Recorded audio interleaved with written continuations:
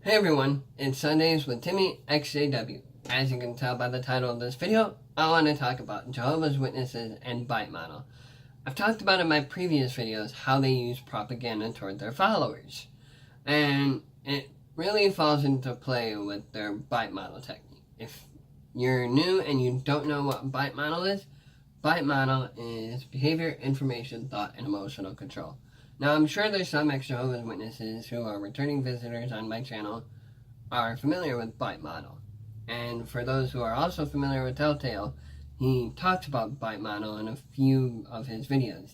Like his most recent one, he compared Mormons and Jehovah's Witnesses and who is more extreme than the other when it comes to bite model and social communication skills.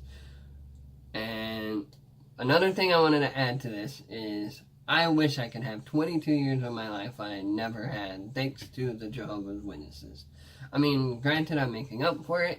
Like I said, it's not something I can permanently forget that I was a part of, but it's something I can make up for it now, which I'm doing. But I just wanted to throw that out there.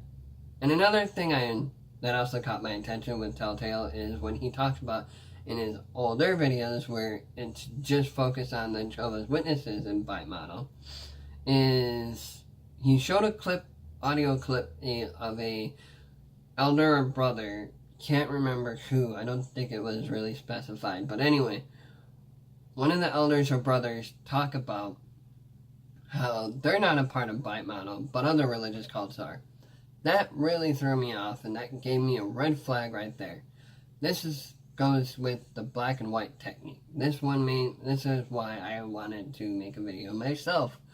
For anyone who hasn't watched Telltale yet, I'll just leave a short description, kind of ish. I'm not going to get too valid into these points of bite model. I'm just going to compare what I can see in the Jehovah's Witnesses. Like I said, the elder or brother said that they're not a part of bite model, but other religious cults are. And again, that threw me off, and all he did was make excuses. Something Jehovah's Witnesses are good at doing. That's all they know how to do is make excuses. And this talk goes hand in hand with when I talked about my previous videos, that when a member wants to ask an elder or brother a question, what do? Make excuses and sweep it under the rug. They can't give their followers real proven answers that they just ask them. And a lot of you already obviously know that. That's where you can't have any independent thinking.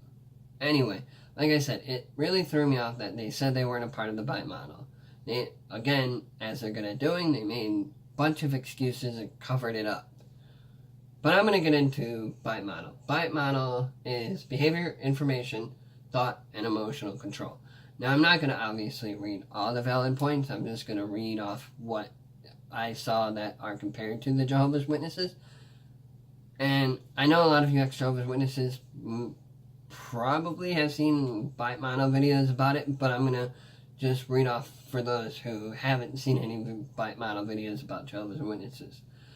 And also, I'm going to leave a link in the description, and you can compare with the communication and social skills how extreme or not the Jehovah's Witnesses are with this bite model technique they use. This also goes hand in hand with the propaganda, telling their followers what they want them to hear.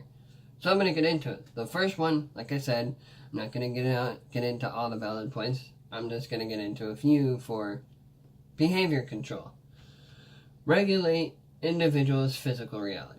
Now this one kind of, I guess, goes with dissociative personality disorder, and how they aren't allowed to think once they're at the Kingdom Hall. They're not allowed to think on anything in the outside world, which I'm sure a lot of them do, but they can't because of the excessive amount of mind control that's being done. So they have to ignore everything else that's considered poison to them. Another one is when, how, and with whom the member has sex. This goes with the sexual and physical abuse, unfortunately, that the elders unfortunately want to blame the victim right then and there. Because like I said in my previous videos, no disfellowship the victim for trying to speak up about it, but they'll keep the person that did the abuse because of the privileges they're doing in the Kingdom Hall. And they don't want everyone to know that they're a scandalous group already. Anyway, controls types of clothing and hairstyles. This one got me interested in this. Control types of clothing and hairstyles. So, clothing like this, obviously, granted they don't celebrate birthdays and holidays. Not allowed to wear tight jeans, when yet a lot of you ExJehovah's Witnesses are familiar with Tony Moore's tight pants, where he's wearing it himself and telling all his followers not to wear tight pants. How it makes homosexuals turn them on and all that weird stuff he feeds them. Beards weren't acceptable back when I was in almost 6 years ago. Colored hair for guys or girls, depending on the type of colored hair. If they look at it as a sinful act, I guess. Yeah, they look at it as a sinful act. Now beards are unfortunately starting to become an unfortunate thing when it comes to that, because the elders and brothers are seeing the numbers drop in the Jehovah's Witnesses, so they're trying to give as certain extensive amount of privileges that they couldn't have before. Anyway, Charles T. Russell had a beard, and he didn't make a big issue of it like the elders at the Watchtower headquarters do. But anyway, whatever. Another one I noticed is restrict leisure, entertainment, and vacation time. I'm not too familiar in that area with it. I mean, granted, I was born and raised in it. I think it only has to do with, I guess, people that aren't Jehovah's Witnesses. Anyway, major time spent with group indoctrination and rituals and or self-indoctrination, including the internet. I felt like that might be a Jehovah's Witness technique that they try to use. But again, not too familiar, just felt like throwing that out there. Rewards and punishments used to modify behaviors and both positive and negative. Again, not too familiar. You, ExJehovah's Witness friends of mine, can confirm that. Instill independency and obedience. Threaten harm to family and friends, which they don't realize they're doing it because that's part of their mind control thought process. Force individual to rape or be raped. Now this more falls on be raped, and I think they don't realize they're doing it. I had a conversation with my friend about this, who went to seminary. Again, knows every detail how the Jehovah's Witnesses operate. Anyway, instill dependency and obedience. This one I was really familiar with.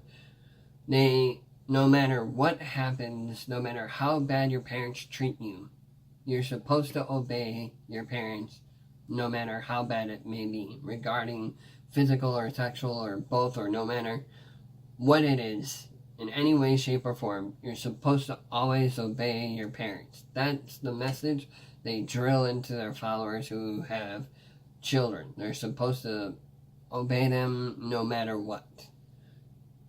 Encourage and engage in corporal punishment. Now this, I guess they try to avoid as much as they can. I mean, they're not doing too good of a job on it, but that's just something they try to avoid themselves. That's part of the behavior control. I'm just, like I said, comparing some of the things in the behavior control department about the Jehovah's Witnesses. Information control. This is where it gets interesting. A lot of this falls under the Jehovah's Witness category. I'm just going to read, like I said, with the behavior, I guess be sort of familiar with, but not really. But most, obviously, I will. Deception. A lot of it they do. Deliberately withhold information. Systematically lie to the cult member. And this is something like I talked about earlier. I watched in Telltale's video where he showed an audio clip of a elder or brother literally right at then and there lying to his followers that they aren't a part of this bite model. Another part of it, what gives it a red flag about Jehovah's Witnesses, constantly telling them the end of the world is coming. They've already tried twice saying that Armageddon is literally around the corner.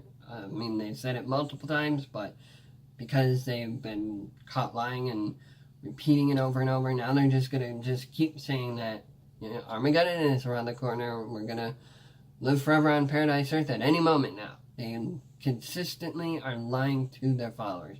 That is another part of information control. Minimize or discourage access to non-cult sources of information, including internet, TV, radio, books, articles, newspapers, magazines, other media. That's kind of extreme to it, I guess, in a sense, where you're not allowed to look at anything that isn't Jehovah's Witness related, unless it's jw.org, Watchtowers, Awakes, Bibles, Theocratic Ministry School book, the really dark one that they have. I'm not sure if they still have it. Anyway, that's another part of a red flag. Keep members busy so they don't have time to think and investigate. So, I'll give an example. When ex-members try to tell their members they were a part of about pedophilia and sexual abuse and child sex abuse and all that, they have to feed them that information. The elders and brothers have to feed them that information because they don't want them to realize they're a part of a scandalous group. That's unfortunate because of the whole mind control that's being done to them. And like I talked about in my previous video, how they use propaganda technique toward them. Another one, encourage spying on other members. So if it looks like another Jehovah's Witness isn't doing the right thing, they have to tattle on them. Literally, they will go to the elders or brothers, tell them what they're doing in the smallest of sin, and they tattle on them for it, no matter what it is. If it doesn't have to do with relying on Jehovah or whatever. Impose a buddy system to monitor and control member.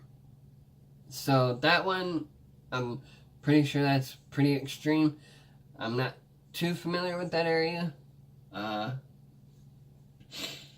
Report deviant thoughts, feelings, and actions to leadership.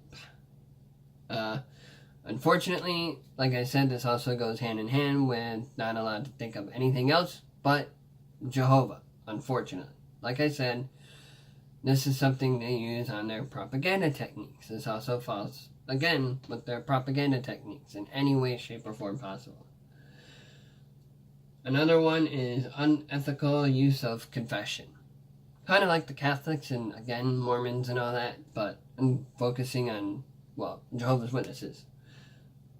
The last few I'm going to read off of this is information about sins used to disrupt and or dissolve identity boundaries. Again, this kind of categorizes, at least just me anyway, the dissociative personality disorder. Withholding forgiveness or absolution. So you're not supposed to apologize to your person you hurt in any way, shape, or form. At all whatsoever. You're not allowed to do that. Manipulation of memory, possible false memories. Again, not too familiar with that area. Any ExJehovah's Witness friends of mine, if you're familiar with that, then you can help me out on that one. Now let's get into thought control. Some of these I know for a fact are Jehovah's Witnesses, but anyway, require members to internalize the group's doctrine as truth. So I'll give an example. I've talked about this in my previous videos, where I remember overhearing one of the brothers give a talk saying that we are the true religion. That's a red flag right there. In my head, I didn't believe that, but obviously not allowed to have independent thinking in the Jehovah's Witnesses. Instill black and white thinking. again, like I said earlier about Telltale, where he shows an audio clip of a brother literally lying to their followers, making excuses how they're not a part of this bite model technique they use. And that goes hand in hand with the propaganda technique. Decide between good versus evil. Again, where they think that they're the only ones who are right and everyone else is bad. Even family members that are Jehovah's Witnesses. Change person's name and identity. Not too familiar with that area. Use of loaded language and cliches which constrict knowledge, stop critical thoughts, and reduce complexities into platitudinous buzzwords. Again, ExJehovah's Witnesses who are probably more familiar with some of these can help me out. Encourage only good and proper thoughts. Meaning, again, like I've said before, this also goes hand in hand with just relying on Jehovah and he'll make everything better and that we're going to live forever on paradise earth. Just focus on the positive thoughts of just Jehovah's Witnesses. Let me look for another one. Teaching thought stopping techniques which shut down reality. Testing by stopping negative thoughts and allowing only positive thoughts, including denial, rationalization, justification, wishful thinking, meaning if you think anything outside of the Jehovah's Witnesses, they shut you out for it. Chanting, meditating, praying, speaking in tongues. This one, Jehovah's Witnesses don't do, even though they try to preach the Bible, because that's the only thing that they're supposed to do, which they don't make any sense when they preach the Bible, but whatever. Singing or humming. That's another thing they like to do, unfortunately. That's pretty much it. Rejection of rational analysis, critical thinking, constructive criticism. They're not allowed to handle constructive criticism when it comes to, obviously, talking about Jehovah's Witnesses or Mormons, but whatever. I'm just, again, using Jehovah's Witnesses as an example. Last one, and then I'm going to wrap this up with a thought, I guess, if I decide to throw something out there about this. Emotional control. This one really gets me as well with this. Manipulate and narrow the range of feelings. Some emotions and or needs are deemed as evil, wrong, or selfish. So, I guess Jehovah's Witnesses fall into this. Like I said, I've been gone for almost 6 years. Some memories stayed with me, some memories are faded. But either way, I feel like I know this is a Jehovah's Witness tactic that they use.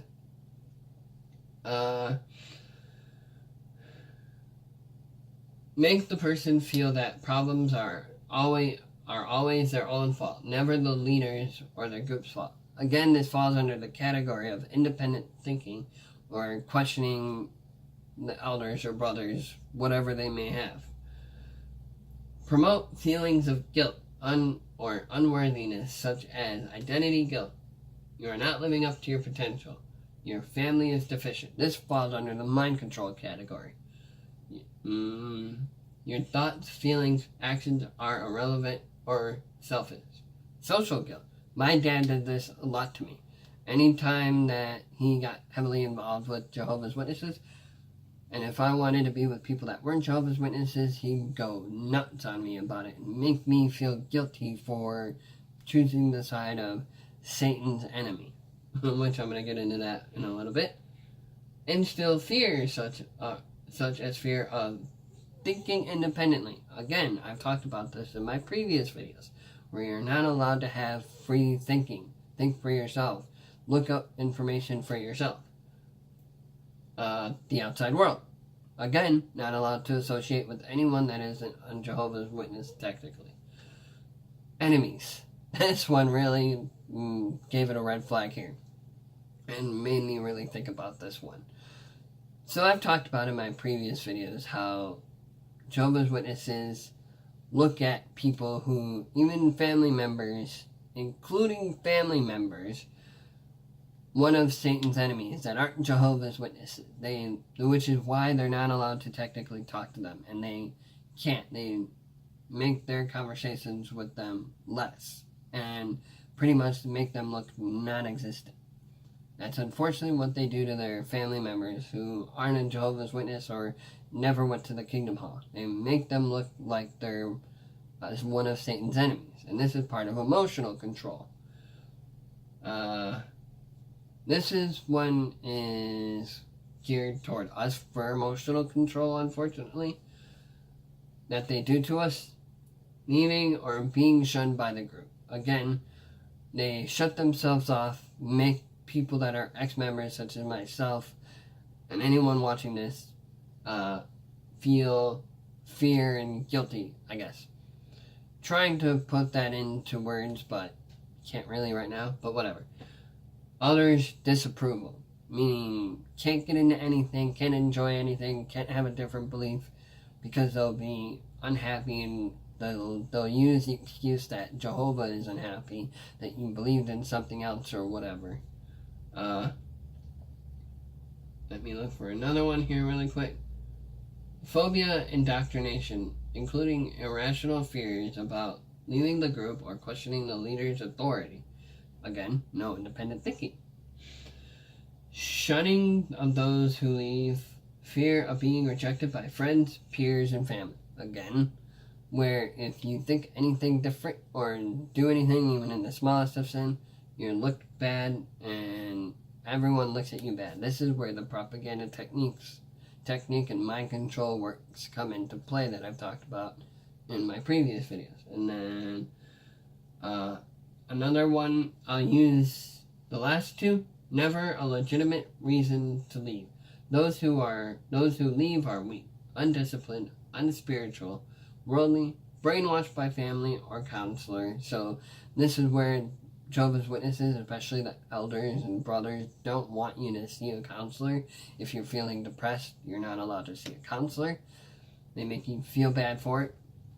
Or seduced by money, sex, or rock and roll. Those make no sense at all, but that's whatever.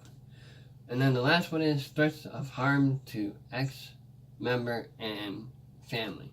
So this is unfortunately valid points. I see a lot of it that Jehovah's Witnesses do. I mean, some aren't as extreme as others, so that's why, like I said, I'm going to leave a link in the description so you can check it out for yourself and see the Bible, see the comparisons, and see how these elders at the Watchtower headquarters lie to their followers, literally and legitimately lie to them every chance they get, and they're continuously doing it without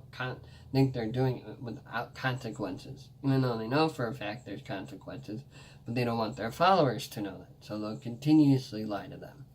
And it's unfortunate that people that aren't Jehovah's Witnesses will never see that. See, when they come across someone who is an ex-Jehovah's Witness like myself, will never see the damage they do to their ex-members and even to their current followers. Anyway, like I said, I'm going to leave a link of this in the description. There's probably going to be more I'm going to say in another part about Bite Model. But anyway, that's all I got. If you like this video, give it a like, give it a thumbs up. Really helps. Hope you enjoyed this to the end. Hit that red subscribe button down below so you never miss a post. Comment what you got out of it. I know my ex-Jehovah's Witness friends will. Maybe some ex-Mormons. I don't know who might find benefit out of this. Like I said, gonna leave a link in the description. And with that, also, I'll probably repeat it anyway, hit that red subscribe button, share my channel. Seriously, every chance of your bit helps. Like I said, hope you enjoyed this video. I will see you guys in the next one.